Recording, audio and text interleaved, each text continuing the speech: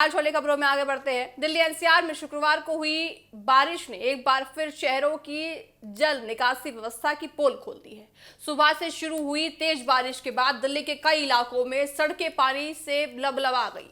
कई घटनाओं तक देखिए घुटनों तक यहाँ पानी भरता हुआ नजर आएगा और साथ ही पानी भर गया है। साथ ही कई सड़कें पूरी तरह जलमग्न हो गई हैं। बारिश के साथ साथ लोगों की परेशानी उस वक्त और बढ़ गई जब कई प्रमुख सड़कों पर लंबा ट्रैफिक जाम देखने को मिला। दिल्ली से लेकर नोएडा, गाजियाबाद और फरीदाबाद तक बारिश का असर साफ दिखाई देने लगा है। ऑफिस आने वाले लोगों से लेकर छात्रों और रोजाना सफर करने वाले यात्रियों तक हर किसी को परेशानी का सामना करना पड़ रहा है। कई जगह वाहन रेंगते हुए नजर आए हैं, जबकि कुछ इलाकों में लोगों को पानी के बीच से होकर गुजरना पड़ रहा है। दिल्ली में शुक्रवार को मौसम विभाग ने भारी बारिश को लेकर रेड अलर्ट जारी कर दिया था। मौसम विभाग ने पहले ही कई इलाकों में मध्यम से भारी बारिश, गरज और बिजली चमकने की संभावना जताई थी।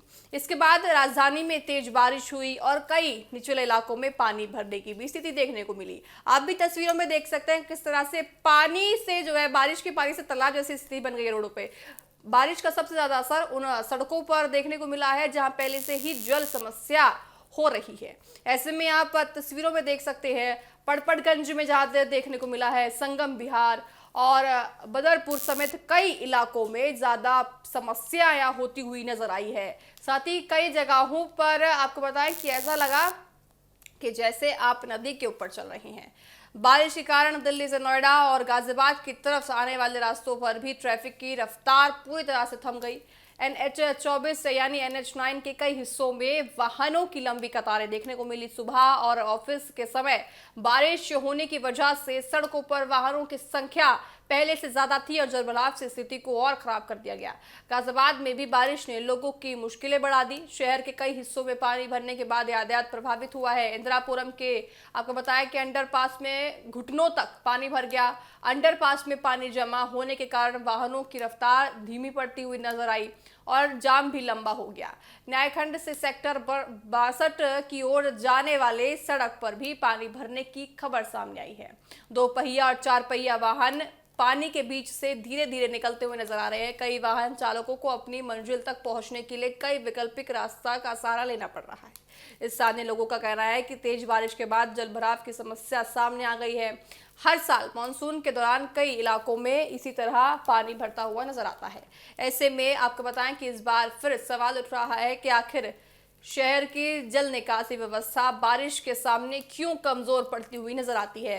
उधर फरीदाबाद की बात करें तो वह भी बारिश के बाद कई निचले इलाकों में जलभराव की स्थिति पैदा हो गई। कई सड़कों पर पानी जमा होने के कारण यातायात प्रभावित हुआ। कुछ इलाकों में लोगों को पानी से भरी सड़कों पर पैदल निकलना पड़ा। निचले इलाकों में रहने वाले लोगों के लिए हालत और ज्यादा गंभीर हो गई। घरों से बाहर निकलने से लेकर रोज मर्रा के कामकाज तक बारिश ने लोगों की दिनचर्या को प्रभावित किया है। कई जगहों पर जलभराव के कारण वाहन चालकों को भी काफी परेशानी करनी पड़ रही है।